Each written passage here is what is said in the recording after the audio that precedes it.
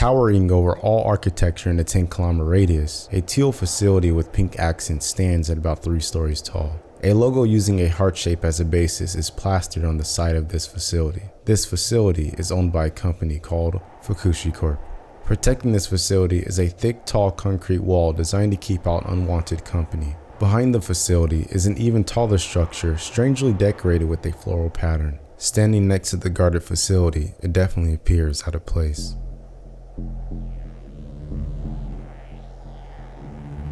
A friendly bot is patrolling the inner perimeter of the facility's grounds. A friendly bot is a happy-go-lucky, cheap-to-manufacture bot with a smiling yellow face and a painted-on tie. In its head houses a retractable light that flashes along with a screech anytime it observes any wrongdoing. It passes by a bush when all of a sudden a rock flies out of the bush and hits the friendly on the head. Hey, what was that?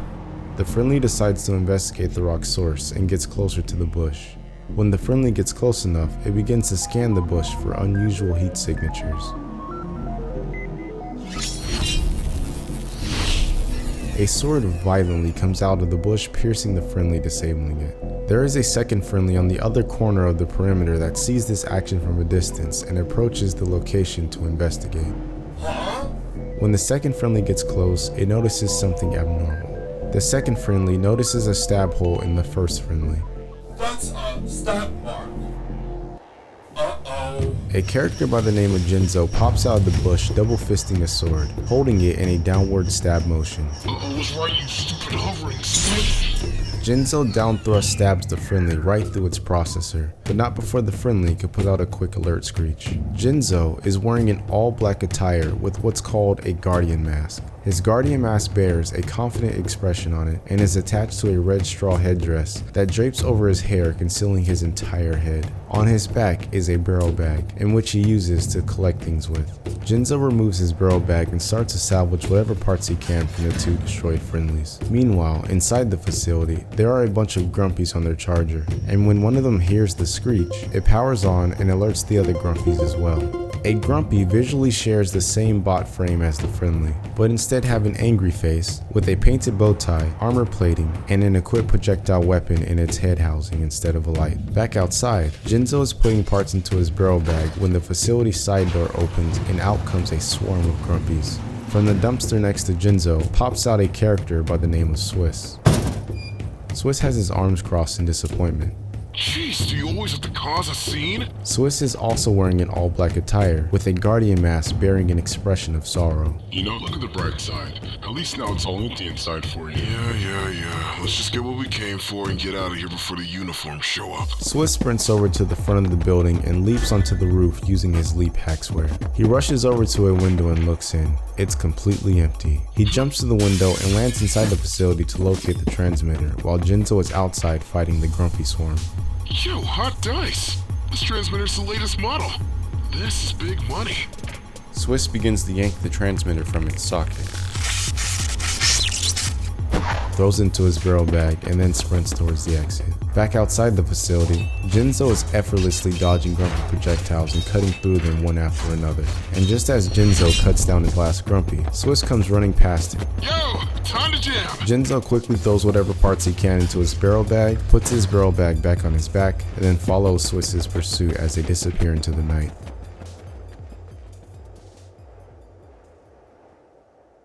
However, the entire event was being recorded and watched by some Fukushi Corp warriors in another facility. Again?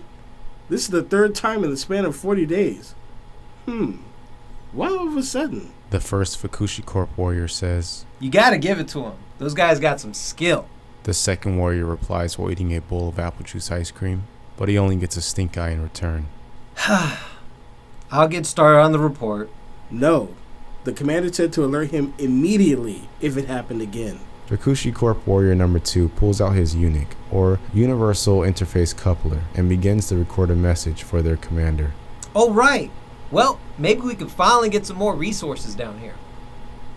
On the outskirts of Otaget rests a small shabby shack with a sign that reads, "Welcome to Makeshift Gym." But its main feature is its huge circular arena made out of digging a circle into the ground, surrounded by some makeshift weightlifting tools. On opposite ends of this arena stand Jinzo and Swiss in their regular attire. Jinzo is wearing a navy blue gi top with half sleeves and light turquoise ninja pants, with red nappy hair and a hair tie in the center of his head. Swiss also has red hair, but it's more straight, hanging just a little past his ears. But he has one distinct hair that sticks up from the middle of his head. Swiss is wearing a green frog button top with orange accents, along with baggy lighter green martial arts pants. They are both stretching to prepare to spar with each other. Jinzo finishes his stretches and puts on his battle headband. "Yo, Swiss, you ready?" Jinzo asks. Swiss finishes up his stretches and puts on his battle headband before answering. Hey, Jinzo, what do you say we make a bet?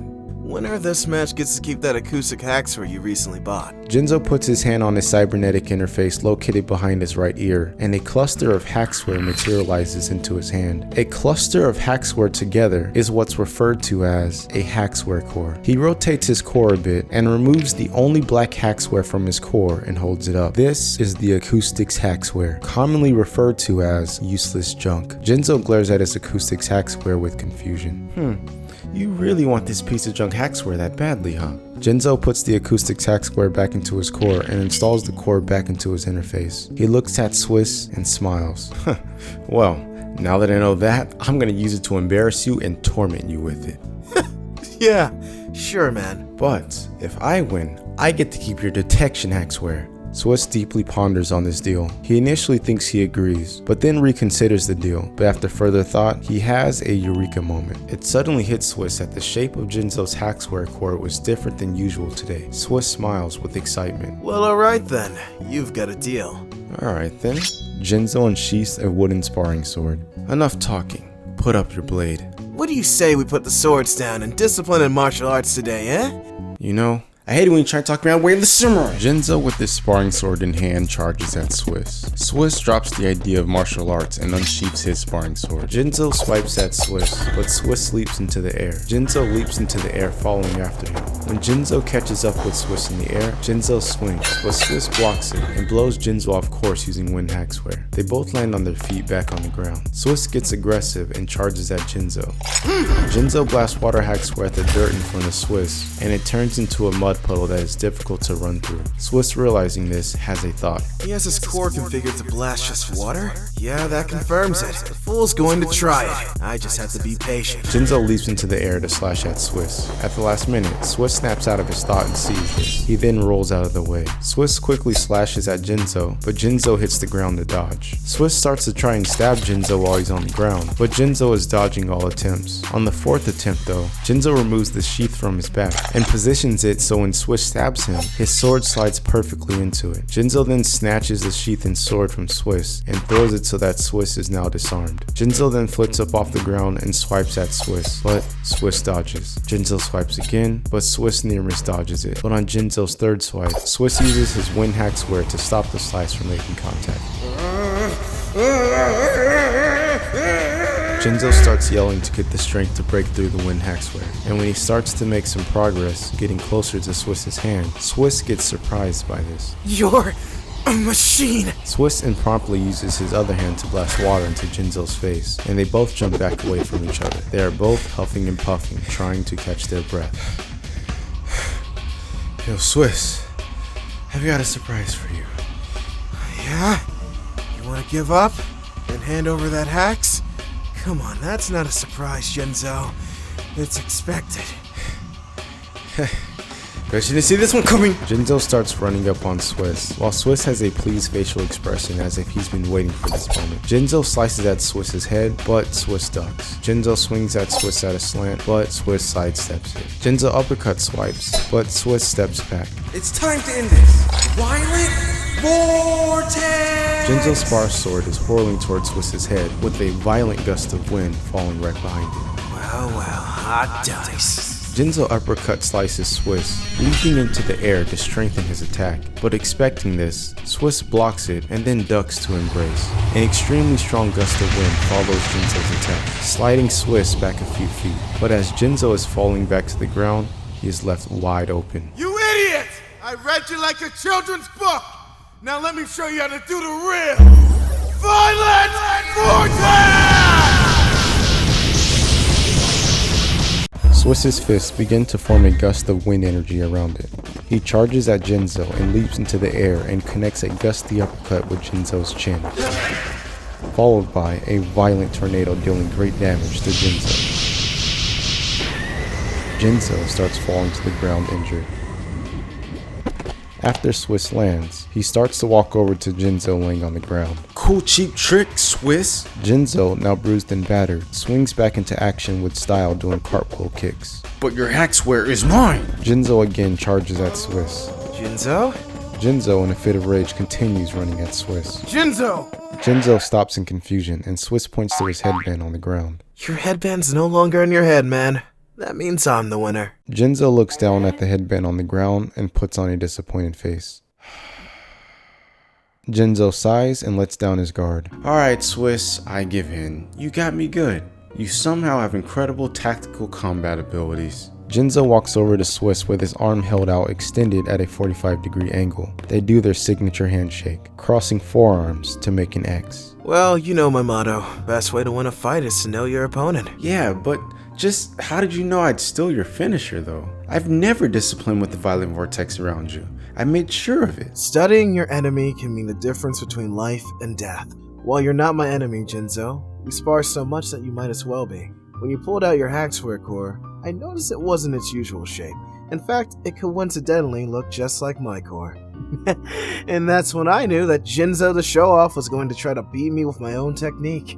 Besides, there are eyes all over Otaged. Just the other day, Chip asked me if I was teaching it to you. I guess he caught you red-handed.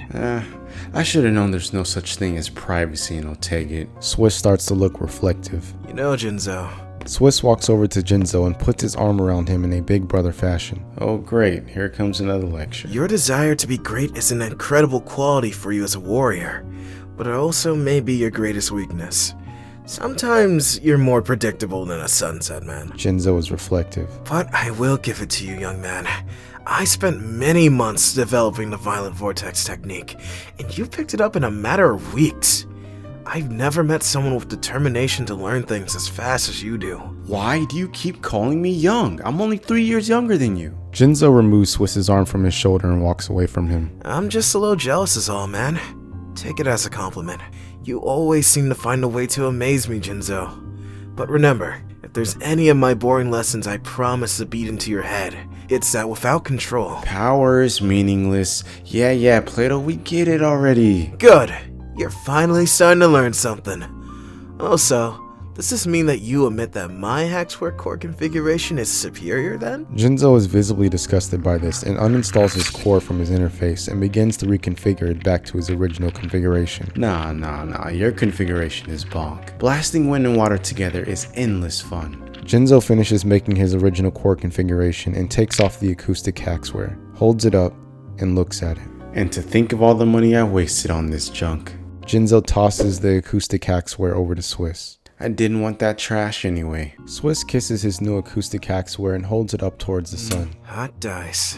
You're all mine, baby. Swiss uninstalls his HAXWARE core from his interface and begins to scope out a good place to add the acoustic HAXWARE to his core, but is interrupted. Why do you want that HAXWARE so bad anyway? You've been trying to get that thing off me since I bought it.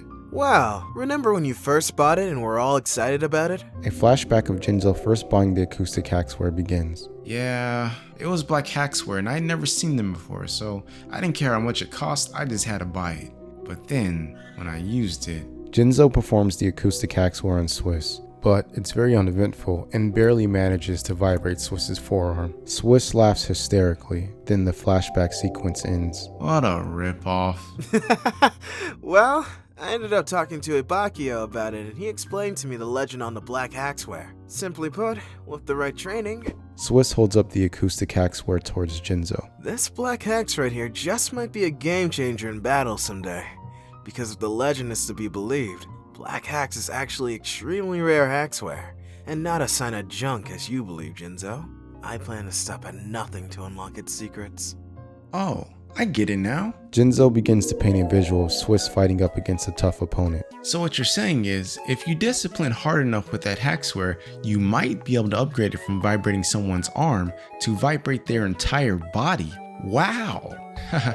Yeah, good luck with that useless junk. Well, either way, all I had to do was whoop your ass and I got it for free. So if the legend is a myth, the true L will still belong to you, my friend. Okay, take it easy, smartass. We can go at it again. A character by the name of Chip walks up to them with a reporter named Key Lime and her helpbot. Chip is a middle-aged man in his 30s with long red cornrows, wearing a yellow half-sleeve shirt tucked into yellow baggy jeans, with a light blue long sleeve underneath. Key Lime is a brunette with luscious hair and wearing women's business casual clothes. Swiss, Jinzo. Swiss and Jinzo turn their attention to Chip and bow. Sir Chip?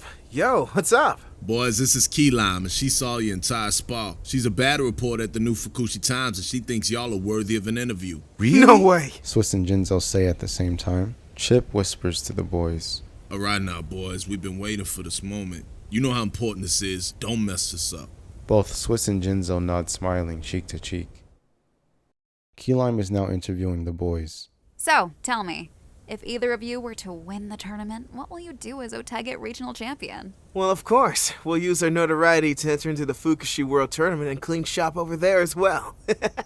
Oh, is that right? Jinzo bashfully nods in agreement. Meanwhile, Chip is standing off to the side when he gets a message notification on his Unic from a character named Fridge, an old head to the bottom half of Otage. So he steps away from the scene to play the message. Fridge's head avatar pops up on his Unic. Chip, get down to HQ ASAP. Just got word from Barry.